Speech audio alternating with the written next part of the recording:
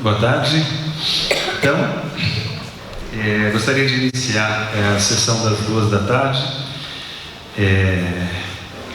de nosso simpósio sobre Machado, com duas professoras muito especiais, a Sandra e a Maria Augusta. Vou fazer uma breve apresentação delas e passar a palavra a elas, que afinal de contas é o mais interessante da história. Sandra Guardini Teixeira Vasconcelos é professora titular de literaturas de língua inglesa aqui da nossa FEFELESH. Vem se dedicando aos estudos sobre a teoria do romance, de que resultou, entre outros, o livro A Formação do Romance Inglês, Ensaios Teóricos, que saiu pela UCITEC. Esse livro, em 2008, ganhou o Prêmio Jabuti na categoria de Teoria e de Crítica Literária. Entre os autores a que ela vem se dedicando em sua carreira, particularmente, estão o inglês Lawrence Sterne e os brasileiros Machado e Guimarães Rosa. Atualmente, a Sandra também coordena o Laboratório de Estudos do Romance, também hospedado aqui na nossa faculdade, e o projeto The Global Novel, em parceria com a Universidade de Surrey, no Reino Unido. Atualmente, ela é igualmente curadora do Fundo João Guimarães Rosa, aqui do IEP, ali, na verdade. A professora Sandra irá abordar em sua apresentação o Romance em Crise e Crise no Romance, The Life and Opinions of Tristram Shandy e Memórias Póstumas de Brás Cuba, partindo da noção de crise presente em ambos os romances. E a professora Maria Augusta da Costa Vieira é professora titular de literatura espanhola no Departamento de Letras Modernas, também aqui entre nós. Especialista na obra de Cervantes, sobre o qual publicou, entre outras, a Narrativa Engenhosa de Miguel de Cervantes, Estudos Cervantinos e Recepção do Quixote no Brasil, que ganhou o Jabuti de 2013, também na categoria de Teoria e Crítica Literária. A Maria Augusta coordena o grupo de pesquisa Cervantes, Poética, Retórica e Formas Discursivas na Espanha dos séculos XVI e XVII. A apresentação da professora Maria Augusta, intitulada Machado, Cervantes e Luciano e a Forma do Romance, pretende examinar as relações entre os romances de Cervantes e Machado e suas possíveis relações com a obra de Luciano de Samosata. Portanto, acho que vamos ter a oportunidade de ouvir duas professoras titulares dessa casa, ambas pesquisadoras líderes em suas áreas e ambas ganhadoras do principal prêmio dedicado à área de literatura e de crítica no país. Antes de passar a palavra, eu gostaria de lembrar que as perguntas virão após a apresentação de ambas, no final. Bom, vamos ouvi-las, começando pela ordem do programa, pela professora Sandra. Obrigada, Marcos. Bom, eu queria dizer, em primeiro lugar, que é um prazer estar aqui. Agradeço imensamente ao João e ao Hélio pelo convite. Me sinto um pouco, assim, uma gatecrasher. Estou invadindo a festa alheia, né? Porque eu não sou uma machadiana propriamente e estou começando a me aproximar dessa figura absolutamente monstruosa, né, do nosso romance do século XIX. E queria também fazer uma observação, que é um enorme prazer estar nessa mesa junto com Maria Augusta. Maria Augusta, se não me falha a memória, essa é a primeira vez que a gente divide uma mesa em anos e anos e anos de convívio e trabalho conjunto no Departamento de Letras Modernas. Então, também agradeço duplamente ao Hélio e ao João por terem me dado essa oportunidade. Bom, isso posto, eu vou começar com uma epígrafe, porque essa epígrafe, na verdade... Aliás, antes de começar a falar da epígrafe, eu queria dizer que, de fato, o que eu vou apresentar para vocês é um trabalho em andamento. Ele é mais um projeto, talvez, do que um trabalho em andamento. É alguma coisa com a qual eu estou começando a lidar. E eu tenho muitas mais perguntas e hipóteses do que respostas e, portanto, eu vou dividir essas perguntas com vocês. E aí eu posso, então, começar pela epígrafe, e a epígrafe eu tiro do capítulo 8, do volume 8, capítulo 2 do Tristram. Eu vou abreviar porque o título é tão grande. Eu vou usar a tradução de José Paulo Paes. De todas as diversas maneiras de começar um livro, ora em uso por todo mundo conhecido, confio em que a minha seja a melhor. Estou certo de que é a mais religiosa, pois começo por escrever a primeira frase e por confiar-me ao Todo-Poderoso no tocante à segunda. Eu me sinto mais ou menos como o autor das memórias do Tristram Shandy, no sentido de que eu vou começar a minha primeira frase e confiar ao Deus Todo-Poderoso da literatura e da crítica literária que me leve adiante. O que, digamos assim, talvez seja o foco principal desse projeto que eu pretendo desenvolver, tem a ver justamente com a noção de crise. Então, eu já também queria advertir, vamos assim, avisar de partida que o meu interesse nos dois romances é o interesse do ponto de vista da teoria do romance, né? Questões de teoria do romance que ambos colocam e em momentos muito diferentes da história do gênero. Então, o projeto tem como objetivo principal fazer uma leitura comparada a partir dessa ideia da crise como algo que se instala no romance desde o seu surgimento, e estou pensando aqui no surgimento especificamente na Inglaterra do século XVIII, não estou levando em conta, digamos, o surgimento ou o desenvolvimento do romance em outros países europeus, mas especificamente aqui voltado para o contexto inglês. E então, o que me move, digamos assim, seria uma hipótese que me permitir aproximar esses dois romances. Eu pensaria, portanto, que numa ponta desse estudo comparado, eu tenho, portanto, esse momento de ascensão e consolidação do romance na Inglaterra, do qual o Sturges faz parte e do qual ele se valeu nesse processo, né? Nesse processo ele se valeu de convenções ainda em processo de formação para interrogar as possibilidades e os limites do gênero.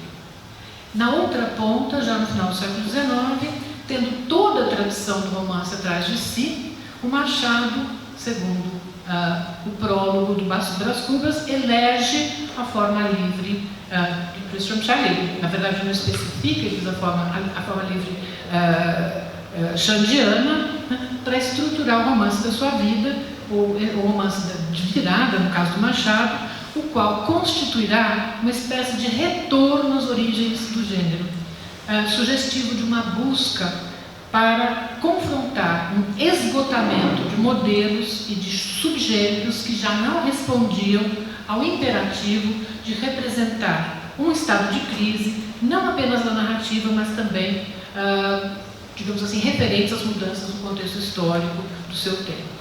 Então, eu penso que, de uma certa maneira, né, em Brás Cubas, a matéria brasileira, procurando dar conta dos impasses do seu momento histórico, encontra uma forma que Antônio Cândido descreverá como um aparente arcaísmo, configurando dessa maneira um paradoxo ao produzir uma representação realista por meio de técnicas não realistas. Então, ambos os romances, na minha concepção, perturbam o sistema de representação e fazem da crise princípio estrutural da sua fatura, incorporando assim no plano interno a crise como experiência sociohistórica do seu tempo. Bom, então esses são os eixos, digamos, a crise como o eixo principal e a ideia, então, que atravessa o projeto de que ambos os romances representariam ou, digamos, perturbariam, né, o sistema de representação ao fazer da crise um princípio estrutural da sua fatura. Bom, e de uma certa maneira eu uso como pilares, vamos dizer assim, desse projeto o ponto de vista nos dois romances e a questão do enredo, do qual eu vou falar um pouco aqui. Bom, então eu vou começar falando um pouquinho sobre a questão do ponto de vista e começar a colocar os meus problemas, porque na verdade o que talvez eu devesse também fazer mais uma observação preliminar, que é a de que não é a primeira vez, nem sou a primeira pessoa que buscou ou vai buscar uma aproximação entre esses dois romances, entre esses dois romancistas. No entanto, pode parecer um pouco prepotente, arrogante da minha parte, nenhuma das respostas ou nenhuma das leituras que se fizeram até agora me convence.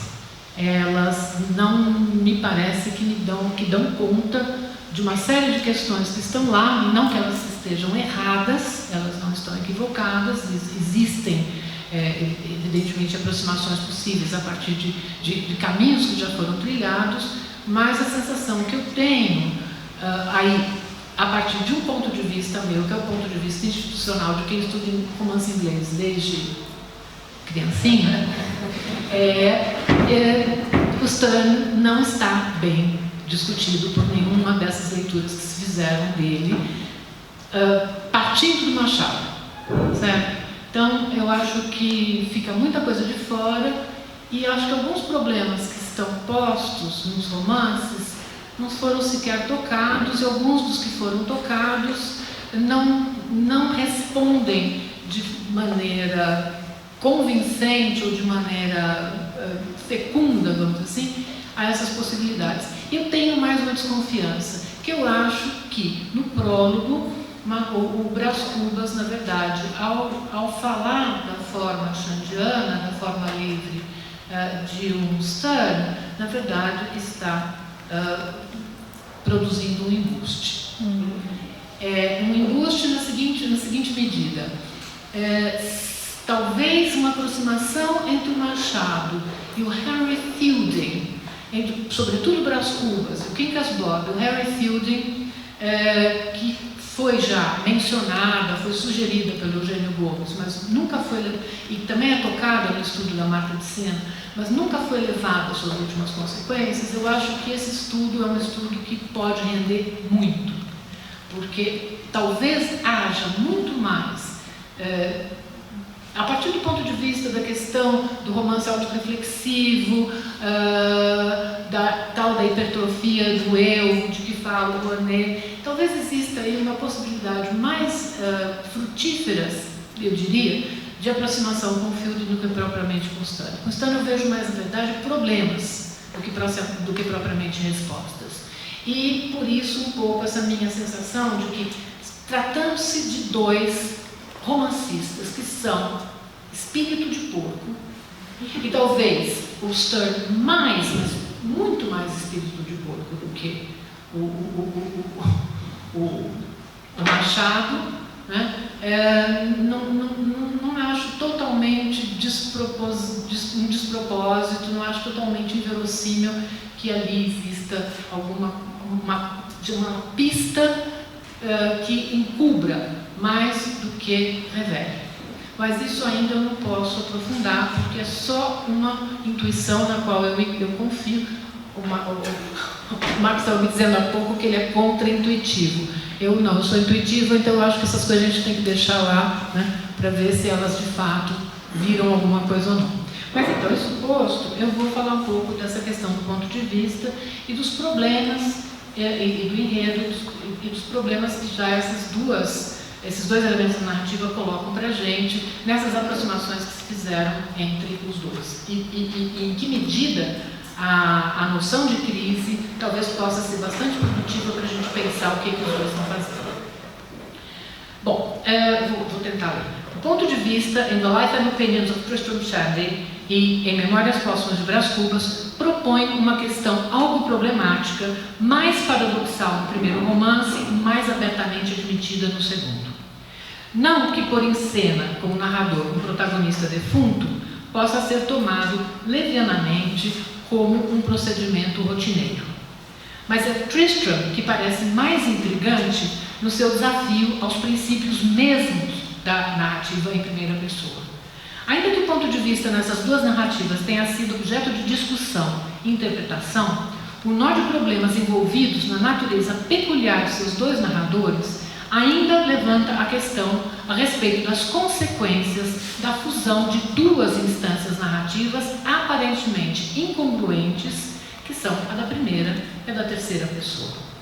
Esse amálgama curioso produz a figura paradoxal de um narrador absolutamente onisciente, com seus efeitos decorrentes em termos de plausibilidade e verossimilhança, e, portanto, requer o exame das consequências disso para o tratamento do realismo e da representação em ambos os romances. Meu argumento é o modo como se estrutura a focalização. Meu argumento é que o modo como se estrutura a focalização é indicativo e sugestivo do que se descreveu como a crise do romance.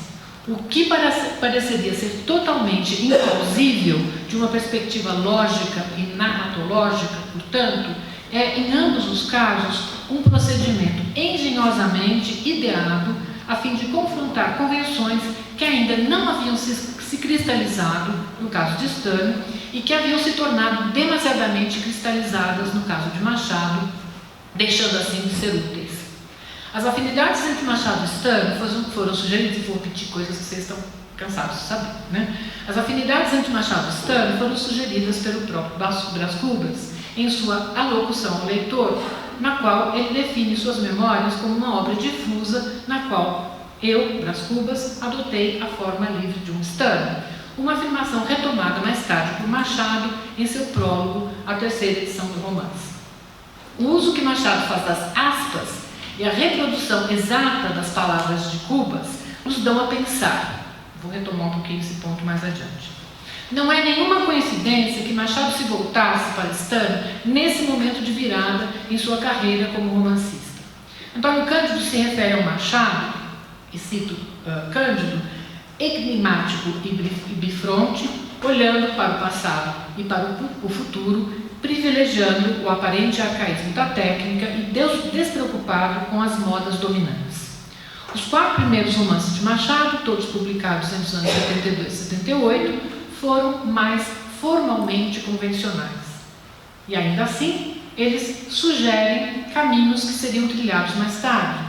Mas foi Memórias Póstumas, 80 e 81, que representou um divisor de águas com a pirueta formal executada pelo romancista na sua decisão de dar voz ao narrador caprichoso e volúvel que assume uma postura olímpica, distante e superior na sua vida à leitura.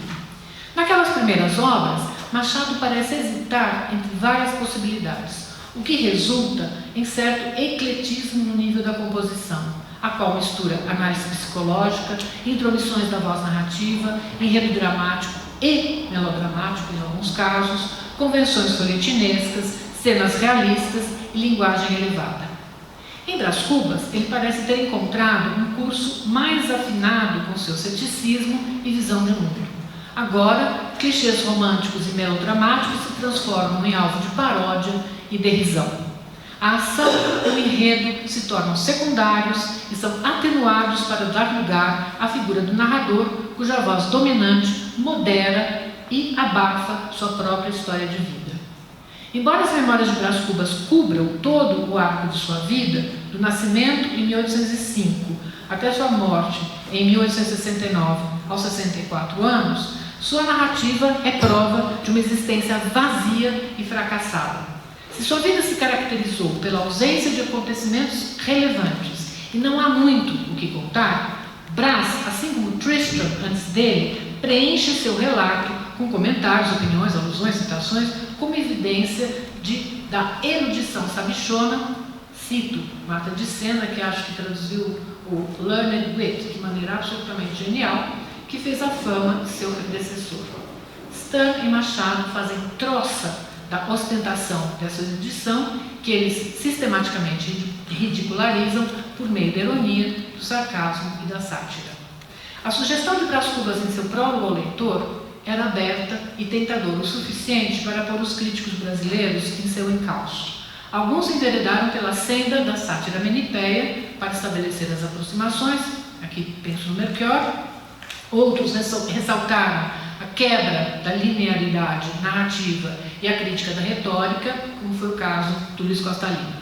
Entretanto, salvo engano, o primeiro deles a se dedicar a um exame detalhado do que ele chama de forma xandiana e dar corpo a essas conexões foi Sérgio Paulo Rouanet, que oferece uma análise abrangente das 4 características presentes em ambos os romances: a hipertrofia da subjetividade, digressão e fragmentação, a subjetivação do tempo e do espaço e a dialética do riso e da melancolia. As conclusões que ele busca tirar dessa formulação, porém, têm alcance limitado. Foi Roberto Schwartz que, em seu Mestre na Periferia do Capitalismo, explorou a apropriação machadiana da técnica do narrador volúvel e numa leitura dialética do romance brasileiro, que se assenta na analogia entre forma literária e processo histórico, afirmou que, cito Roberto, a predileção inglesa pelos caracteres peculiares e pelo whim, ligada à eclosão de uma cultura democrática naquele país, serviria para expressar a posição excêntrica da nossa elite, vinculada ao padrão burguês moderno, mas em divergência escandalosa com ele no plano das relações sociológicas. Fim de citação. Desse modo, a formação social do Brasil estaria configurada na forma do romance, cuja composição e ponto de vista captariam o nexo da vida real e apreenderiam o ritmo da sociedade contemporânea Machado. No narrador caprichoso e inconstante de Tristram Shandy, assim, poderia estar uma chave de leitura para o romance de Machado. Sem dúvida, o capricho e a volubilidade que caracterizam o modo como ambos os narradores tratam sua matéria não esgotam as possibilidades de exame de outros aspectos da escolha e organização do ponto de vista em ambos os casos. Dessa maneira, é possível interrogar as consequências, tanto no plano da forma como no sentido da intrigante mistura produzida pela combinação no mesmo narrador das limitações do eu protagonista e das prerrogativas da onisciência intrusiva. Aparentando ostensivamente ser sobre a vida e as opiniões de Tristram, como sustenta o título de Sterne, Tristram Shandy não é, na realidade, primordialmente sobre a vida e as opiniões da sua personagem principal. E embora grande parte do romance se ocupe dos irmãos Walter e Toby Shandy, enquanto o título chama atenção para o narrador protagonista, a narrativa põe em evidência as opiniões de todas as personagens envolvidas. Ao se encerrar o volume 9, que é o último, entre aspas, em suspensão, que não se sabe se o Sterne de fato completou o seu projeto de escrever o romance na sua totalidade, porque ele morre no ano seguinte. Então, ao se encerrar o volume 9, em suspensão, o leitor pergunta-se se, no final das contas, o romance não seria de fato a história de um autor, e aqui eu estou usando o autor com letra maiúscula, em formação, com todas as armadilhas envolvidas na difícil arte da escrita. A autorreflexividade em Tristram Shandy não apenas faz dele um romance sobre a escrita de um romance, mas, levada um passo adiante, também sugere que este é um romance sobre como alguém se torna um romancista, que dificuldades ele precisa confrontar, onde ele deve começar e onde ele deve, ou pode, terminar a narrativa de uma vida, como dar forma à experiência e lidar com o tempo, e como organizar a desordem da vida em um relato coerente. O que eu estou tentando sugerir é que todas as questões do narrador do Tristram Shandy não são sobre Tristram Shandy como personagem, e são, na verdade, todas elas questões que dizem respeito aos desafios, aos problemas que se colocam para o romancista no momento em que ele se senta para narrar uma vida. Mais do que um romance sobre a escrita de um romance, que é assim que tem, a crítica tem descrito o Tristram Shandy, menos que um romance sobre um indivíduo que tenta escrever a história de sua vida, Tristram Shandy é um romance sobre um autor em formação. Como tal, Tristram cria esse mundo e todas as personagens que o habitam, do modo como tudo isso está retratado por meio de sua mente. Walter, Toby, a mãe de Tristram, o Dr. Slop, que é um dos personagens da narrativa, a viúva, que é uma outra personagem, e todas as situações, não vou conseguir terminar, e todas as situações do livro podem ser vistos como sua invenção. Tristram pode ter ouvido histórias e fatos sobre sua vida.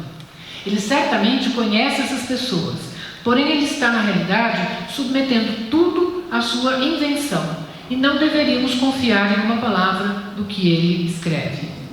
Isso aclararia sua onisciência.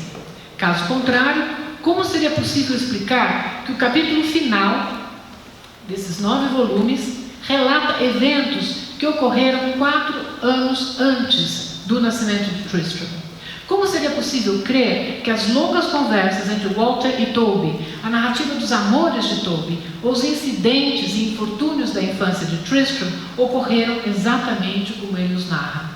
Para além da caracterização usual do narrador protagonista como não confiável, em última análise, pode-se presumir que ele é um narrador em terceira pessoa a maior parte do tempo, ainda que escreva em primeira. Isso não apenas produz um dos paradoxos do romance, mas é também uma das fontes de seu teor cômico. Assim, discordo do argumento de Wolfgang Iser. Quem sou eu, né? Assim, discordo do argumento de Wolfgang Iser de que um narrador onisciente está fora de questão em Tristram Shandy. Ao contrário, a onisciência é, de fato, um recurso e uma estratégia para superar as limitações objetivas postas pela natureza autobiográfica da narrativa e pela necessidade de relatar acontecimentos que o narrador protagonista jamais poderia ter testemunhado ou dos quais nunca poderia ter participado. Mais do que reconstrução pela memória da vida de um indivíduo dessa maneira, esse é um romance sobre a figura do autor em sua condição plena de criador de um mundo. Ele o está realmente inventando e não apenas lembrando ou tentando entendê-lo. Nesse passo, dramatiza as armadilhas e desafios postos para qualquer romancista ou autor no ato mesmo de criar sua obra. Essa hipótese acrescenta, a meu ver, outra camada de sentido, talvez ainda mais complexa, à célebre autorreflexividade desse romance. Eu vou pular umas coisas aqui, porque tem uns exemplos assim, em que você tem essa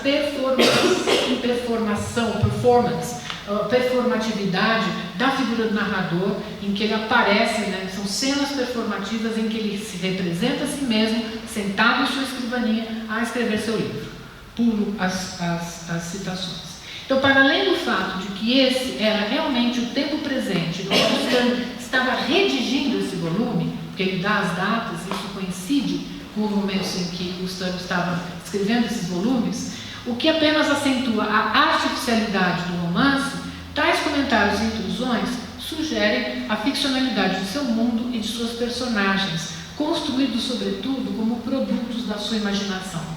Para o Tristram protagonista, essas eram pessoas reais, membros da família Shandy e possivelmente situações reais das quais ele deve ter tomado conhecimento, tal como foram relatadas por seus parentes e amigos, já que a maior parte da ação ocorre antes do seu nascimento. Acho que é importante dizer que, na verdade, dos 9 volumes do Tristram Shandy, mais ou menos, no máximo, o primeiro e o segundo volume são sobre a infância dele, e há depois o 7º volume, se eu não estou enganada, acho que é o 7º volume, que conta a narrativa de uma viagem dele pela Europa.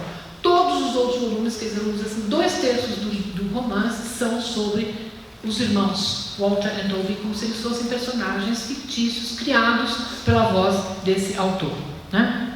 Então, o Tristram explica em algum momento que o Toby Shandy contou várias coisas para ele, inclusive episódios relativos ao próprio nascimento do Tristram, mas a gente tem sido a fonte de grande parte do que Tristram agora narra, uma vez que nenhum outro indício nos é fornecido. Então, para Tristram, narrador, abre-se um espaço incomensurável de invenção, de criação, a partir de relatos de segunda mão.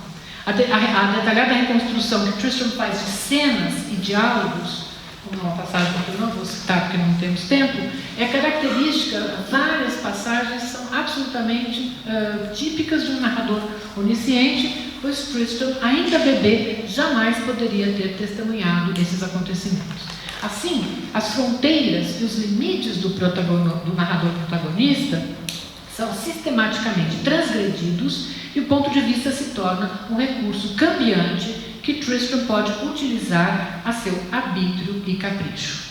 Bom, vou aqui pular uma situação longa, que não vem ao caso. Então, vocês vão ter que confiar em mim, depois eu dou para vocês as referências, se for o caso. Bom, para Tristram, como narrador, estou preocupada com 7 minutos ali. Para Tristram, como narrador, a prerrogativa e a liberdade de recriar tudo derivam do seu papel como autor. E nessa condição, como alguém que pode mobilizar e também subverter as convenções narrativas que ainda estavam sendo conformadas pelo gênero romance na primeira metade do século XVIII.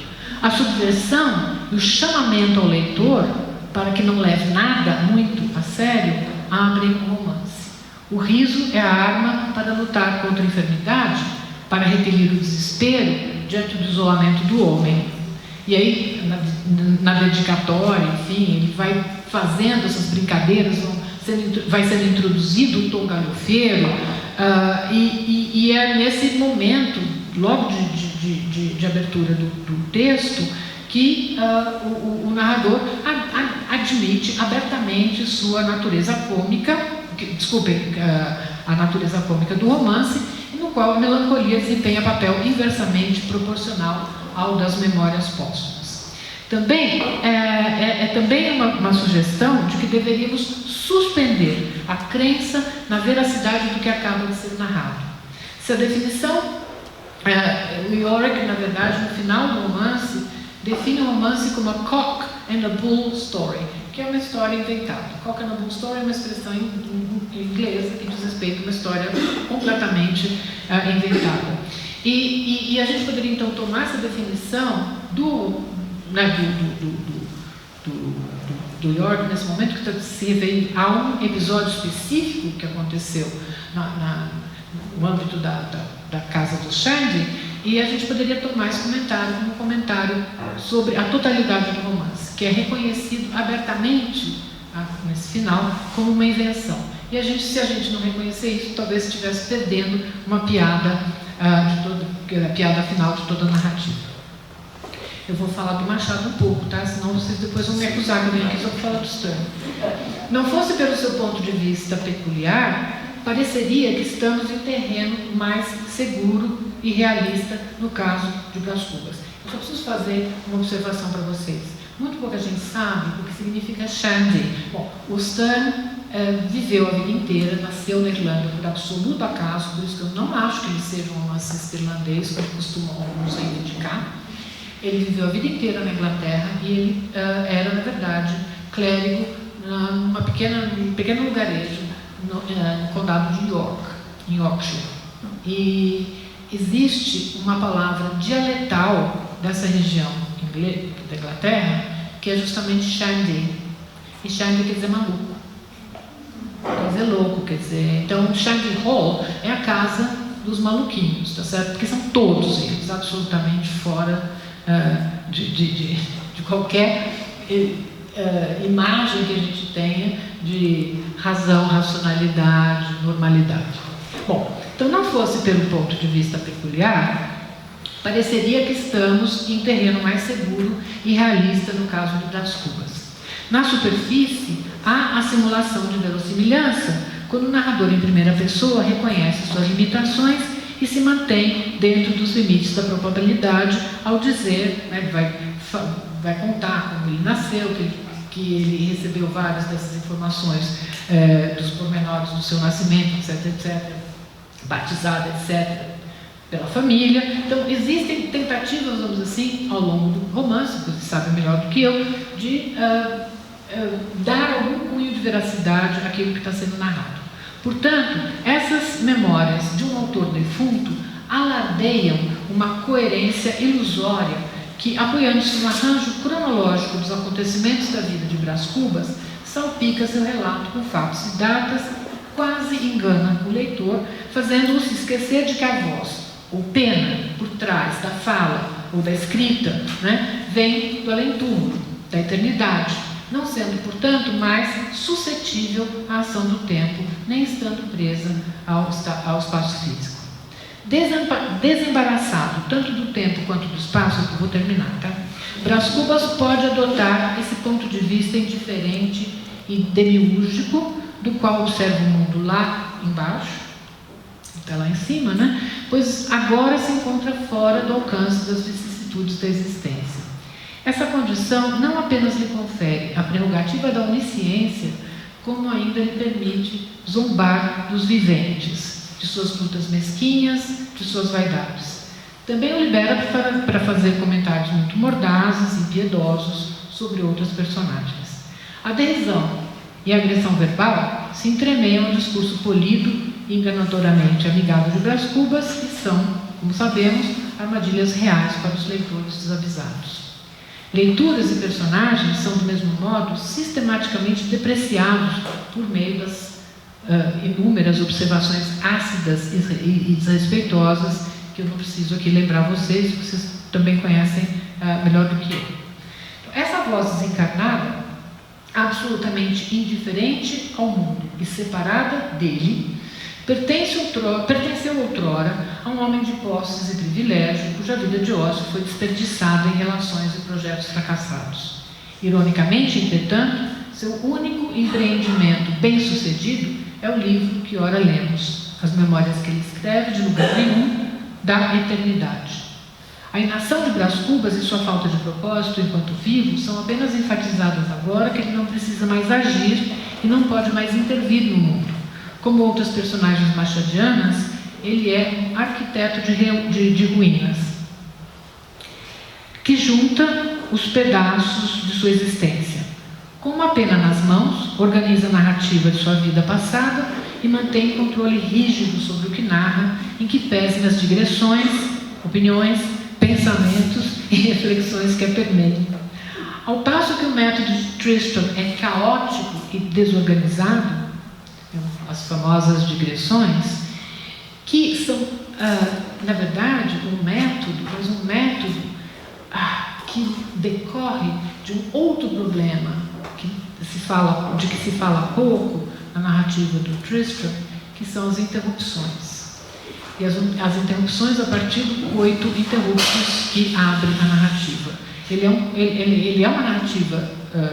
Ela é uma narrativa digressiva por causa da absoluta recorrência das interrupções inúmeras que a gente tem, né, ao longo do romance. Bom, então, apesar disso, quer dizer, eu estou tentando fazer uma distinção entre aquilo que é absolutamente caótico e desorganizado na narrativa do Tristram, em relação ao Brás Cubas, que, na verdade, nunca perde de vista a história que ele quer contar, né?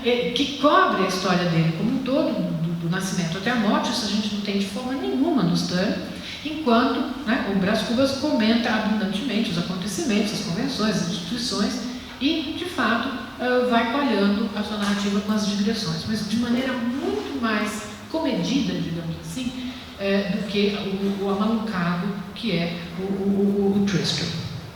À medida que avança, né, bom, eu vou pular isso aqui, porque tem a história do Roberto, que vocês todos conhecem, e eu vou, então, na verdade, agora levantar algumas considerações, algumas hipóteses, que estou terminando com as hipóteses.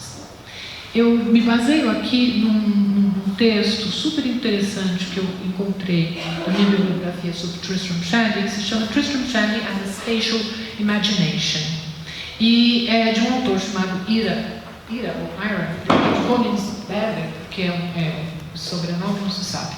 Argumenta que, esse crítico argumenta que uma vez que Stern escreveu Tristram Shandy tendo apenas como principais predecessores os romancistas Richardson, Fielding e Smollett, está pensando apenas na tradição do romance, porque no Tristram existe de tudo.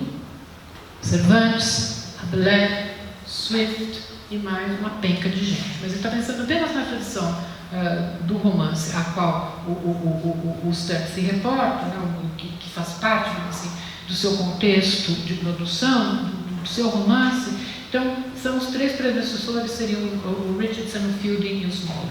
Ele não inclui aqui o Defoe de forma interessante. Então, nós temos aqui um momento em que a novidade do romance e de suas técnicas permitia, de fato, um fascínio e uma liberdade sem fim. Acabei de ganhar um 0. A minha nota foi diminuindo. A partir dos 7, né? Dá bem que eu não odiei 7.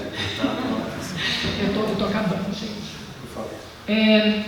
Senão não chego nas minhas hipóteses, que eu quero, na verdade, discutir as minhas hipóteses com os machadianos aqui, elas é que são importantes.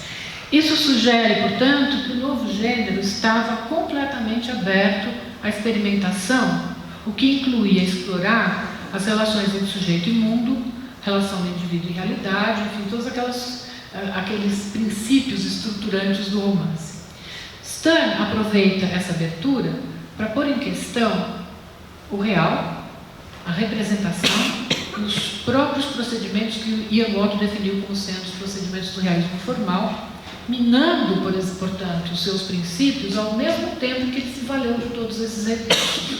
Então, no centro do romance de Stern, configura-se o problema da mimese, da relação entre sujeito e objeto, entre o eu e o mundo, e a exposição, por meio da paródia, das dificuldades da representação. Então, no mesmo ato de satirizar o fingimento do romance de imitar ou representar a realidade, Stern, ironicamente, produz uma obra que é um romance. Para John Allen Stevenson, em Tristram Shandy, a paródia e a mimese existem em um contínuo, uma revertendo na outra e voltando atrás todo o tempo e se diferenciando antes em grau que em espécie.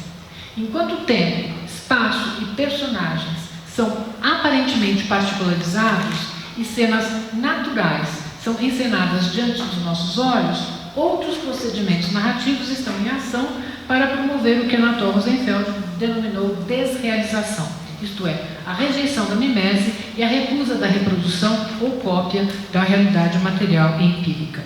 Isso reforça a afirmação de Robert Alter de que, escrito apenas 20 anos depois que a forma estava em pleno desenvolvimento na Inglaterra, Tristram Shandy é o primeiro romance sobre a crise do romance.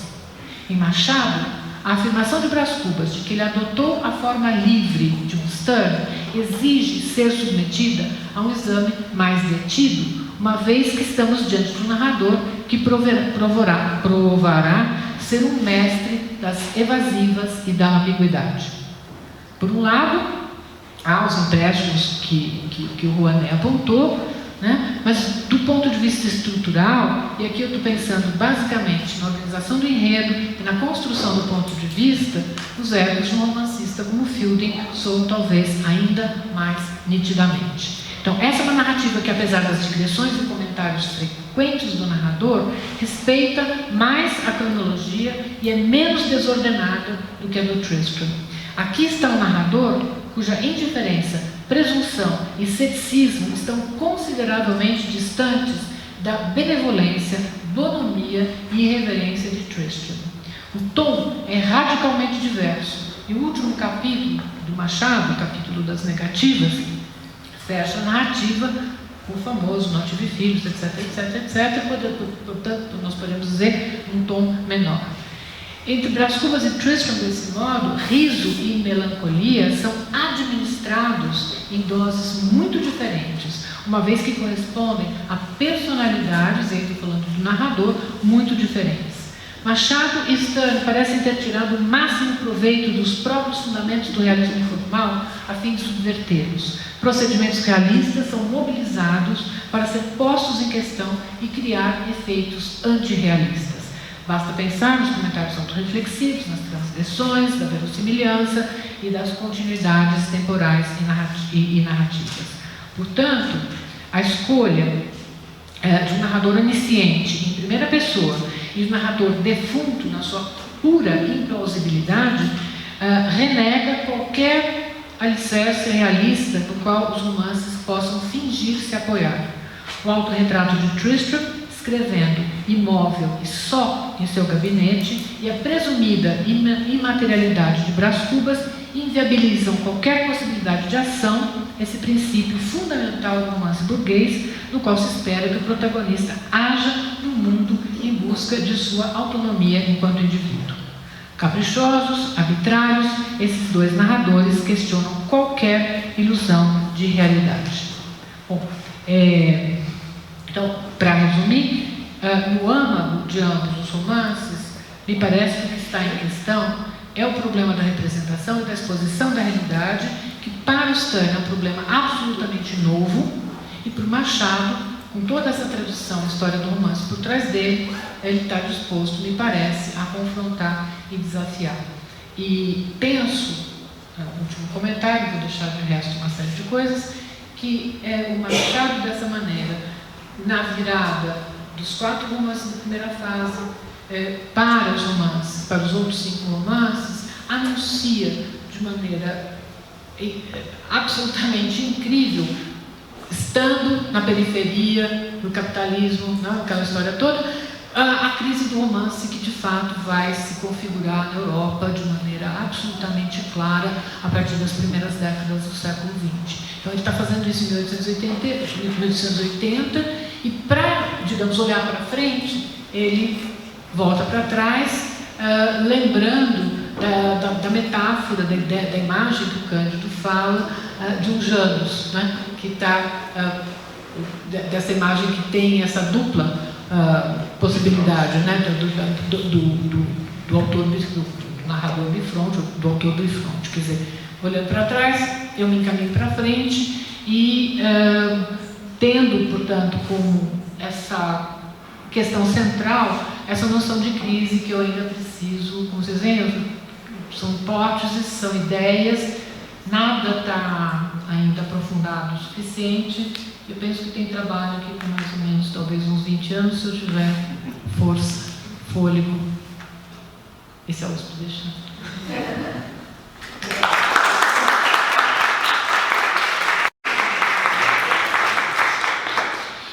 Então vamos passar a voz agora para a professora Maria Augusta da Costa Vieira, por favor. Esse aqui. Sim. Boa tarde. E não posso começar antes de agradecer imensamente ao Hélio e ao João Roberto pela possibilidade de estar aqui. E eu comentava com eles há pouco também o prazer que eu sinto de ver que nós temos um grupo significativo de machadianos aqui na USP, né? E, enfim, por aqui, pelo Brasil afora, isso é muito bom, porque eu acho que tem muita coisa que a gente tem que ir descobrindo e pesquisando por aí. Também não posso deixar de comemorar essa oportunidade de estar aqui com a Sandra. A Sandra foi minha colega de graduação. Quer dizer, nós nos conhecemos há muito... Não, estou falando a data. E, enfim, tivemos juntas esses anos todos no mesmo departamento. Gente, dá certo a gente ser colega de graduação. Né? Dá certo, né? Bom, esse trabalho que eu pretendo apresentar parte do texto que foi comentado pelo João há pouco, né, na sessão anterior, de um trabalho que fez o Carlos Fuentes sobre Machado de Assis, né, tratando de conectá-lo a uma tradição cervantina. O que eu pretendo mostrar aqui é que, além de Cervantes, tem também Luciano, né? E o que eu tentei fazer, espero que fique claro, é selecionar 3 fragmentos, um de Machado, de um conto, o outro um fragmento do Cervantes, do Quixote, e o outro um fragmento do Luciano, né, onde eu encontro essa similaridade. Vamos ver o que vocês acham. Vamos lá.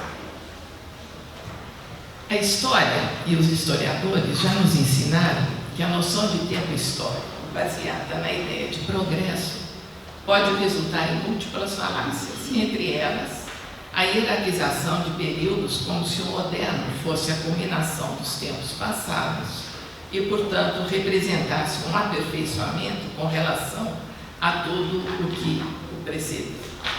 Equívoco similar ocorreu algumas vezes quando se buscou valorizar determinados autores e obras produzidas no passado, ao atribuir-lhes uma capacidade excepcional de antecipação do que seria concebido e desenvolvido anos ou séculos depois. No caso da literatura, a qualidade de certas obras e autores foi medida justamente por uma suposta capacidade de antecipar formas e conteúdos que somente tempos depois seriam consolidados. Não se tratava tanto de valorizar o fato de que algumas obras se adentrassem profundamente em questões próprias de seu tempo e de seu espaço e dialogassem com formas discursivas anteriores e contemporâneas, mas sim eram destacadas e apreciadas as marcas do futuro que, eventualmente, essas obras poderiam trazer.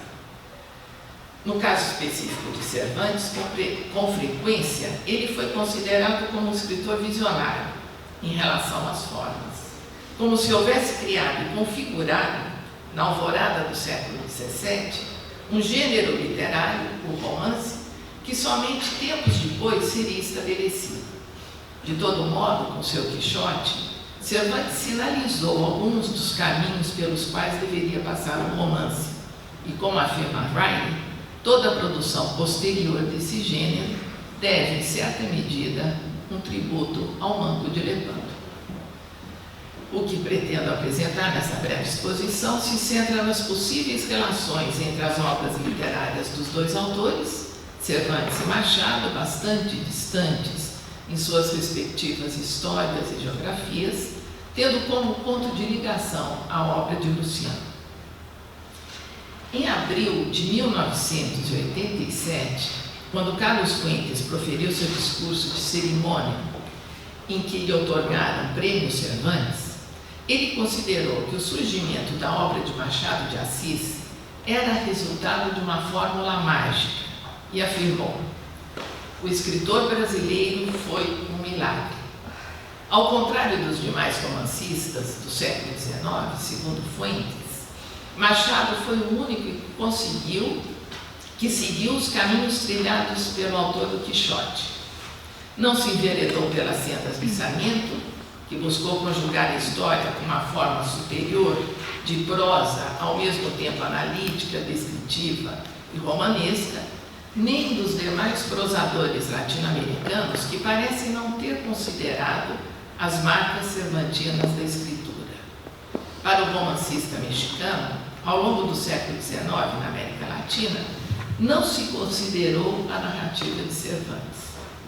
A totalidade dos escritores seguiu outras vias, que configuraram um romance de tendência realista, designada por Fuentes como tendência Waterloo, que, por sua vez, se contrapõe à tendência de La Mancha, cujo único representante latino-americano, segundo ele, foi Machado de Assis. Waterloo seria a tradição romanesca que corresponde, em certa medida, à saga da Revolução Francesa e, baseada na experiência e no tom sério, se afirma como sendo expressão da realidade. La Mancha, em contrapartida, é irônica, burlona, ridícula, insiste em assegurar seu caráter lúdico e ficcional. Para o escritor mexicano, os representantes mais significativos da chamada tradição realista seriam, entre outros, Stendhal, Balzac e Dostoiévski. Do outro lado, estariam os que seguiriam a tradição cervantina, Sterne, Diderot e Machado de Assis. Uma explicação possível para o esquecimento da tradição da Mancha no âmbito latino-americano, segundo Carlos Fuentes, estaria na hispanofobia que se origina dos movimentos independentistas como um gesto de recusa a qualquer interferência política, econômica e também cultural proveniente da metrópole. As razões pelas quais Machado seria uma exceção na América Latina, segundo Fuentes, têm a ver com a orientação dada pelo escritor brasileiro para a construção romanesca ao fazer coincidir o riso e a melancolia, procedimento que se encontra tanto no Quixote quanto em Memórias Póstumas de Brás Cubas. Se Carlos Fuentes considera o escritor brasileiro como um milagre, nas letras latino-americanas do século XIX, o próprio Machado, em um de seus escritos críticos, evidencia que também não encontra, em meados do século, uma verdadeira produção romanesca no âmbito brasileiro. Em um de seus artigos jornalísticos, intitulado O Presente, o Futuro, o Passado, o Presente e o Futuro da Literatura, publicado em A Marmota, em abril de 1858, ao examinar a situação literária nacional, Machado afirma: tratemos das três formas literárias essenciais, o romance, o drama e a poesia. Ninguém que for imparcial afirmará a existência das duas primeiras entre nós. Pelo menos a existência animada, a existência que vive, a existência que se desenvolve, fecunda e progressiva. Esta ausência do romance e dramas de existência fecunda e progressiva, anunciada por Machado, pode ser entendida não como uma constatação da ausência de romances, já que nesses anos o gênero contava com alguma produção, mas sim da ausência de um tipo de romance. Não seria exagero supor que Machado de Assis, nesse momento, estaria se queixando da falta de obras que se aproximassem às de Sterne e de Diderot, que surgem na Inglaterra e na França no século XVIII. Na América Latina, entretanto, algo similar não havia existido. Uma possível forma de se entender essa falta constatada por Machado pode ter a ver com uma certa dificuldade no âmbito latino-americano em reconhecer como válida a atividade intelectual, como se ela, de algum modo, estivesse distante da vida política e social, ou seja, dos verdadeiros problemas nacionais. Para Costa Lima, em um de seus estudos sobre as relações entre a literatura e sociedade na América Hispânica, a afirmação intelectual em nossos países apenas começa após os anos de luta pela independência. E ainda assim, o compromisso do escritor com a vida política sempre esteve acima de sua vida intelectual.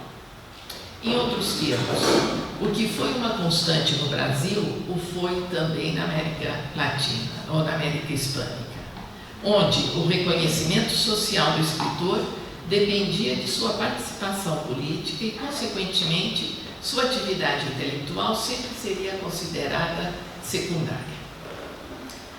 A concepção de uma literatura documental relacionada com o nacional e fundamentada na prática da observação esteve tão arraigada na própria ideia literária que se espalhou por obras, leitores, críticos e também marcou a presença na própria recepção da literatura brasileira no exterior, que buscava nos textos uma visão da natureza, da vida no campo, dos aspectos exóticos e também das desgraças advindas da vida nos trópicos. O que escapava do documental era obra da imaginação, concebida como sinônimo de palavra vazia. E nesse sentido, como explica Costa Lima, o privilégio da documentação em detrimento da imaginação seria uma prática que começou já nos tempos da colônia, se manteve ao longo do século XIX e se estendeu inclusive pelo século XX, alimentando a marca dominante do verbo ao ficcional.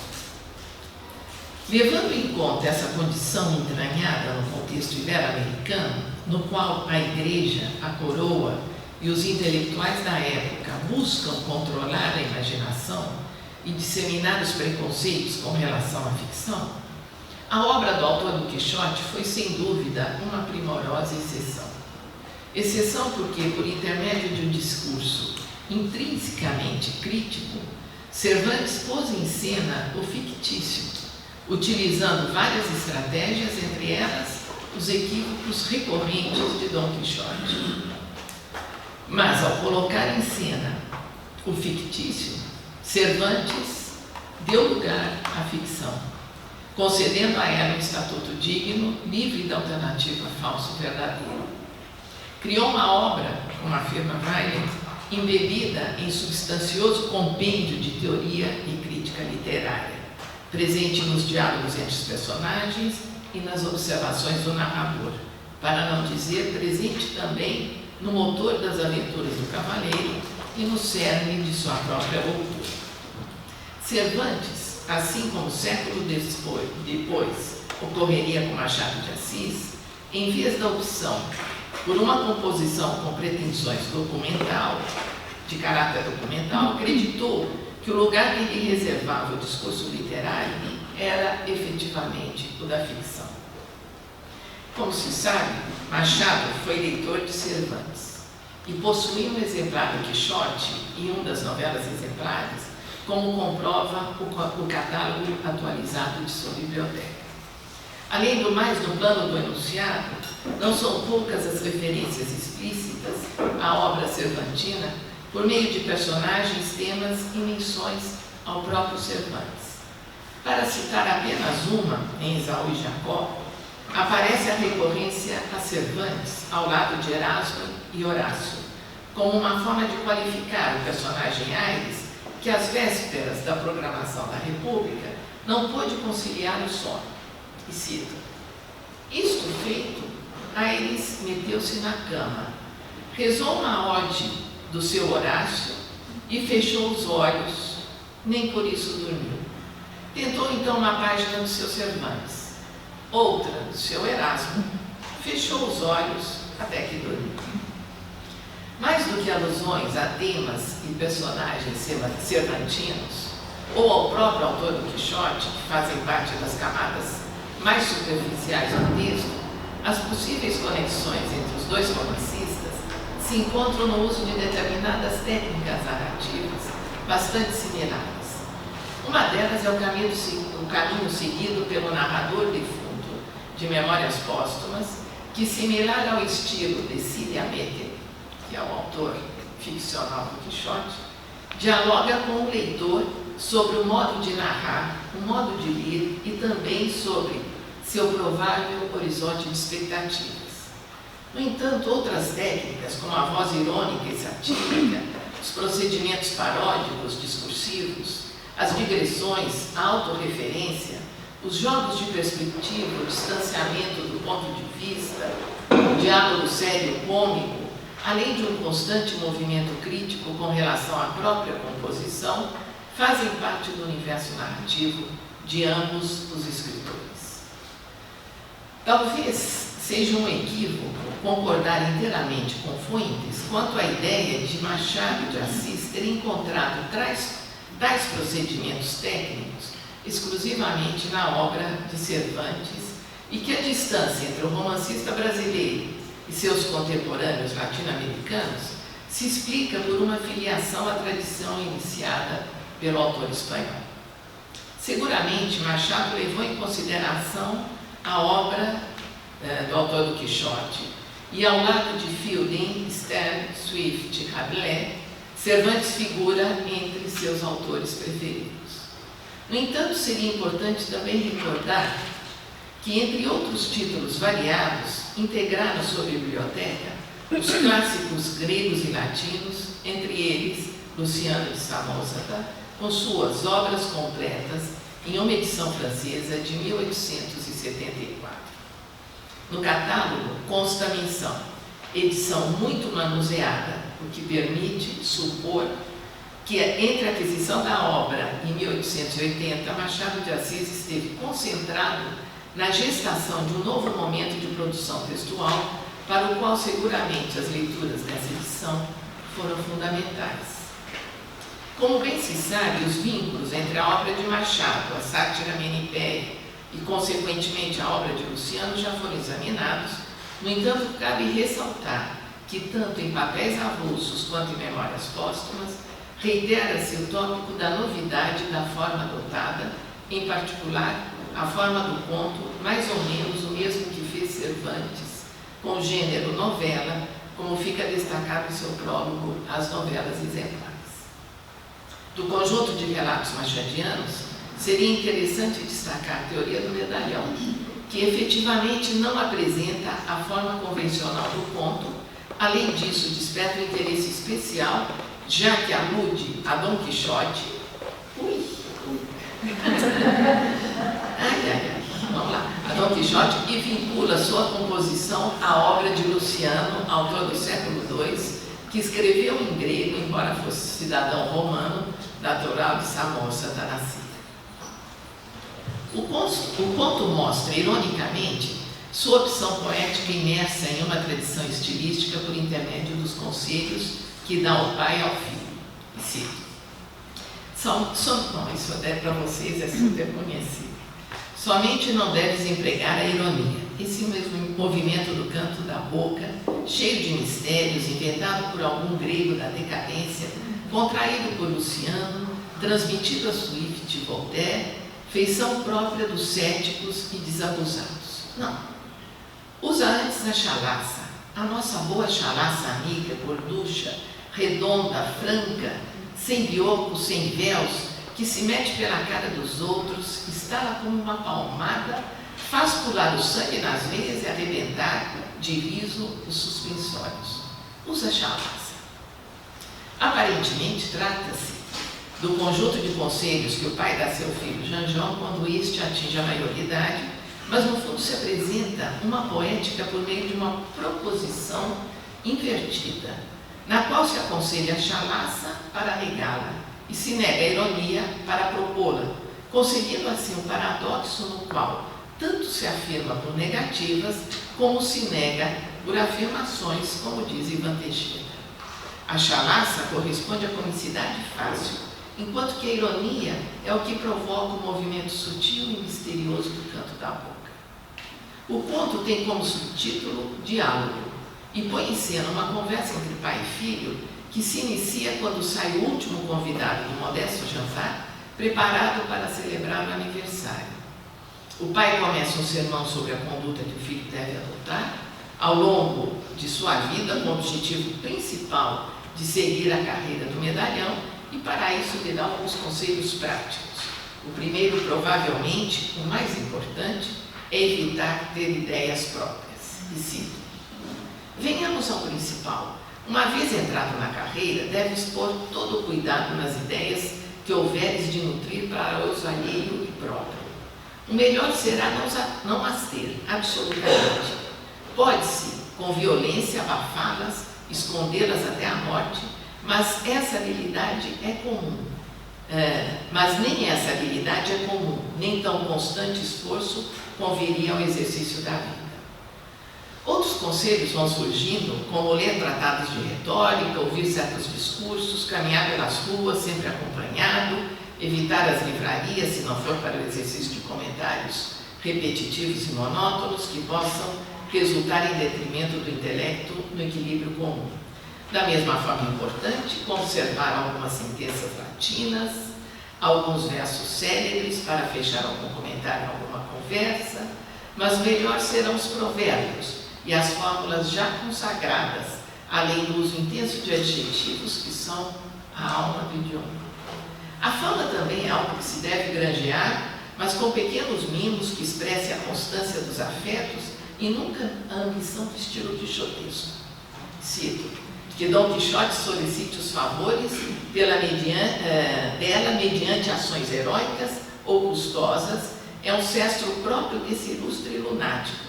O verdadeiro medalhão tem outra política: não utilizar a ironia nem transcender os limites da invejosa vulgaridade. São os últimos conselhos que o pai dá ao seu filho para que seja grande, ilustre e notável. O relato constrói seu significado por meio de técnicas que sugerem inversões progressivas, como o tom elevado e doutrinador do pai para defender conteúdos banais e medíocres, a seriedade e autoridade paterna em defesa do pequeno e ridículo. Essa quebra entre estilo e conteúdo acaba produzindo uma comicidade dissimulada, controlada pelo autor, que por trás de tudo dissemina a ironia pelo relato, deixando para o leitor não o riso declarado, mas o sutil movimento do canto da boca. A inversão também aparece na classificação genérica do próprio subtítulo, diálogo, quando na verdade se trata de um discurso doutrinador estimulado por poucas e mínimas intervenções do filho. A recorrência a Dom Quixote existe para provocar sua exclusão do universo do medalhão, incompatível com a ação heróica e seu consequente reconhecimento. A recorrência a Luciano, da mesma forma, se produz para negá-lo ao recusar a ironia, recurso tão presente em seus textos, e defender o riso fácil e ingênuo. Além disso, o procedimento paródico promove o diálogo com pelo menos duas formas discursivas: o diálogo filosófico e moralizante e os tratados de conduta, que em geral estão a serviço do aperfeiçoamento da alma e do corpo, mas, nesse caso, tal proximidade a essas formas tem o objetivo inverso, que é justamente o de alcançar a mediania da condição pessoal para assim satirizar o reconhecimento público da figura do medalhão. Se existe a paródia das formas discursivas, é possível localizar um texto de Luciano com o qual a teoria do medalhão parece dialogar mais diretamente.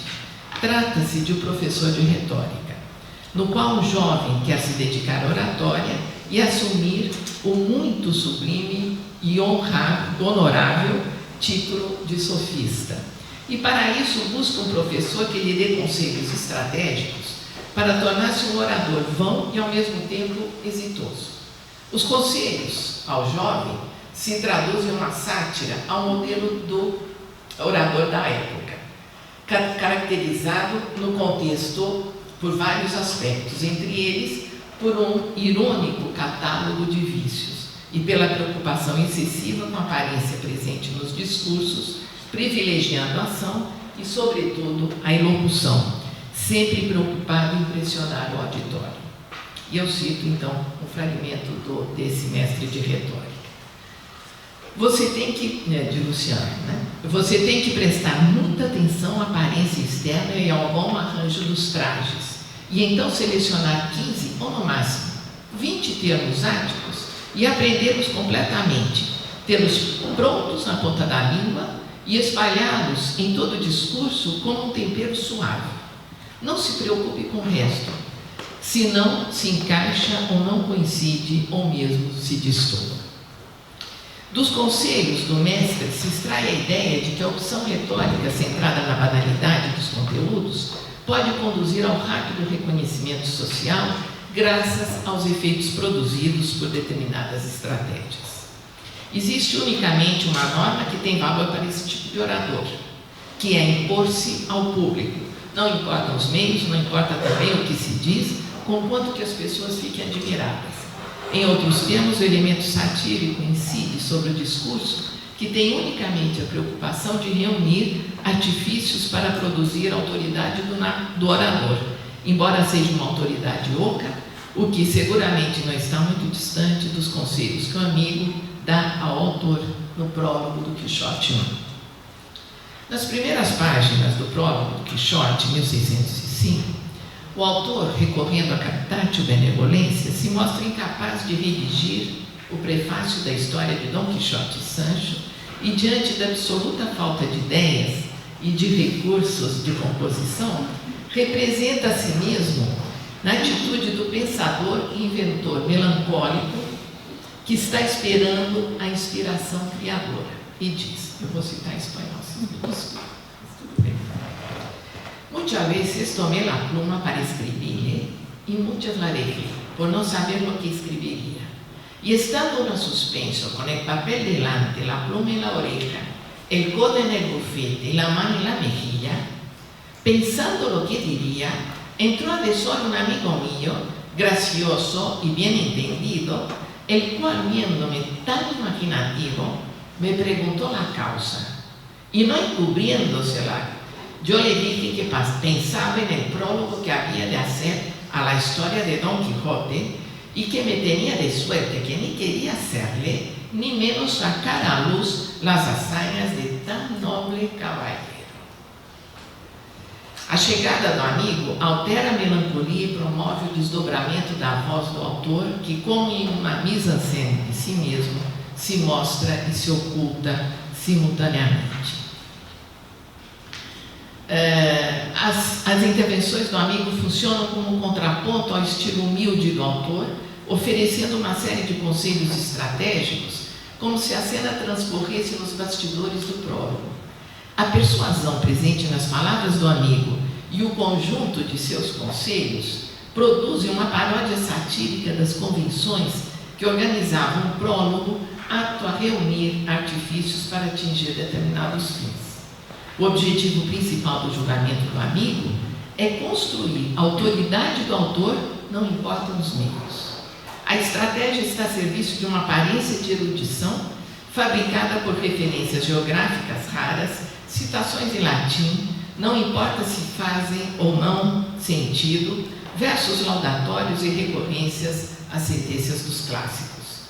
A crítica à palavra vã presente nos conselhos do pai a seu filho, para chegar a ser um medalhão, assim como no dos mestres de retórica ao jovem, que busca o sucesso rápido como orador, também se produz nos conselhos do amigo ao autor do Quixote, que, em tom irônico, constrói um prólogo ao avesso, isto é, como se fosse um antiprólogo ou os bastidores de um prólogo que pretende impressionar. Eu não sei se eu paro aqui e deixo a conclusão. Um minutinho. Não se pode avaliar com precisão o quanto Cervantes conheceu a obra de Luciano, embora o cite em algumas ocasiões, mas de qualquer modo há marcas bastante significativas de uma coincidência na imaginativa e nos recursos poéticos adotados. É bastante provável que Francisco de la Guerreira, pintor, poeta e também tradutor do latim, pouco conhecido em sua época e também posteriormente, seja o primeiro a apontar, já no século XVII, a presença da obra de Luciano nos escritos cervantinos. Ao traduzir as duas partes das histórias verdadeiras, Francisco de la Regueira deu continuidade à obra do salmocense, escrevendo, em estilo lucianesco e de modo engenhoso, uma terceira parte. O que interessa em particular é que no prólogo, intitulado A Legal, eu vou saltar um pouquinho aqui, é muito provável que Cervantes tenha tido contato com a obra de Luciano, o que se evidencia em vários momentos de sua obra, em particular no Quixote, na novela do licenciado Vidriera, e sobretudo no colóquio de Los Perros, no qual dois cães filósofos dialogam sobre suas vidas. De qualquer forma, além da utilização de técnicas muito similares, constata-se uma liberdade compositiva presente em sua obra muito próxima à poética lucianesca, por mais que respeitasse muitos dos preceitos poéticos e retóricos vigentes em seu tempo. Liberdade que, por sua vez, também se encontra na obra de Machado.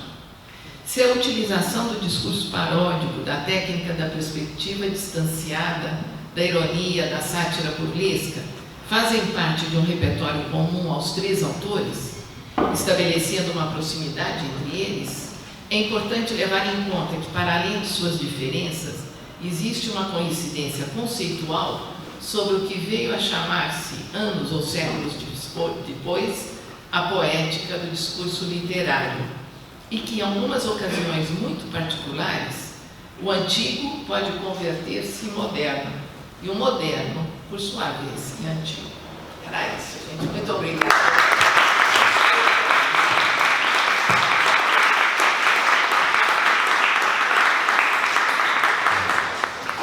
Bom, eu agradeço muito as duas apresentações. Não pela pontualidade. Não. Bom, Bom, agradeço muito a vocês duas, muito material para discussão, muito material para o debate. Muito desobedientes as duas, mas ainda bem, né? Eu pensei que a gente não possa abrir para perguntas da plateia, infelizmente, porque é uma mesa logo a seguir. Mas antes de nós fecharmos, para não desperdiçar tanto material interessante, gostaria de apenas fazer uma pergunta, talvez extensiva a você também, Maria Augusta, a Sandra Maria Augusta. Em um dado momento, você, Sandra, disse que Stern e Machado diferem na construção do enredo, Stern um pouco mais difuso, né, a grosso modo, enquanto Machado tende a ser um pouco mais retilíneo. Você não usou esse termo, mas tende a ser menos difuso, né? Ou seja, o plot dele é mais alinhado, digamos. E eu me recordando da sua abertura, um assunto que você ainda não está tratando, em que medida, na verdade, o Shandy do Memórias Póstumas é um embuste, na verdade, quando quem estaria por trás seria o Fielding. Quer dizer, em que medida essa oscilação de enredos, né, que você mencionou, tem a ver com uma espécie de eminência parda do Fielding por detrás do Machado, né? E tentando relacionar uma coisa com a outra, Maria Augusta, será que o Fielding, sob esse ponto de vista, teria sido a grande ponto de chegada do Machado ao Cervantes, né? Nesse sentido, Stern também perderia um pouco de espaço nessa leitura? Não, você. Foi eu que inventei? Não, é interessante porque acho que eu vou retomar uma questão que a Maria Augusta, enfim, levantou no texto dela, que é toda uma tradição mesmo, né? O Fielding escreve, publica seu primeiro romance, depois esqueceu o charme e deixar de lado, em 1742, e na página de rosto ele diz que ele escreve o Joseph Andrews à maneira de Cervantes. O Cervantes é o modelo dele, modelo digamos, explícito, né, reconhecido no Joseph Andrews, e isso vai se recolocar no Tom Jones, que é o grande romance dele, enfim, e no qual me parece que essa é toda uma tradição mesmo daquilo que a gente chamou, do que o Fuentes está chamando de tradição da Mancha, e que nós chamamos dos romances autorreflexivos, que escapam do figurino realista propriamente dito, né? Que, na verdade, acabou ficando de lado. Quer dizer, o Fielding é o grande romancista do 18, que recupera a tradição cervantina, mas que não tem uma continuidade, tem imitadores, etc., mas não tem nenhum grande romancista da história do romance inglês que vá continuar essa tradição. Ele é modelo para o Scott, ele é modelo para o Dickens, mas em outras que vão escolher outros caminhos, vamos dizer assim. E eu queria agora chegar no Machado. Então, essa tradição vai desaguar no Machado, quer dizer, o Machado está de fato dialogando com essa tradição, que é a tradição cervantina. Eu não chego lá no Luciano, mas enfim, Cervantes, Fielding e aí Machado, é óbvio.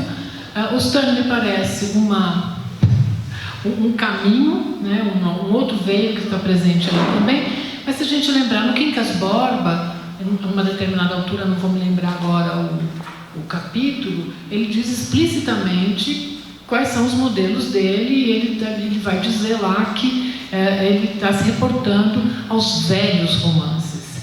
E entre os romancistas que ele cita está o Fielding, e tem inclusive uma citação literal de do título de um dos capítulos do Fielding. E a sensação que me dá é que, porque o Fielding ao mesmo tempo, o narrador em terceira pessoa e o narrador em primeira pessoa, porque ele está contando a história, né, do Tom Jones, e essa narrativa é precedida dos famosos capítulos ensaísticos que abrem cada livro, que o romance é dividido em 18 livros, cada livro dividido em tantos capítulos, cada livro aberto com um capítulo inicial, no qual o narrador se apresenta em primeira pessoa e discute absolutamente tudo, do ponto de vista, então seria a digressão colocada numa certa ordem, mas são digressões, que não tem necessariamente nada a ver com a história que ele está narrando. A sensação que dá é que o Machado juntou tudo isso, né? Isso vai aparecer no Quincas Borba em terceira pessoa, no Brás Cubas em primeira, mas a tradição está lá.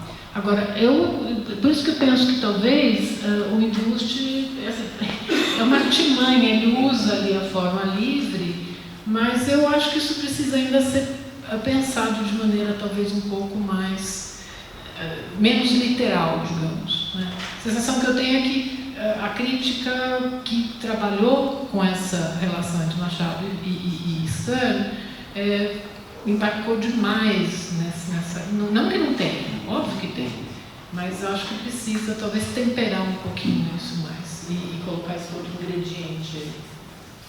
Obrigado, Sandra. Maria Augusta, gostaria de comentar? Acho que a Sandra já falou que deveria ser, o que poderia ser dito. Eu apenas queria dizer que é curioso, porque o Machado foi muito avaliado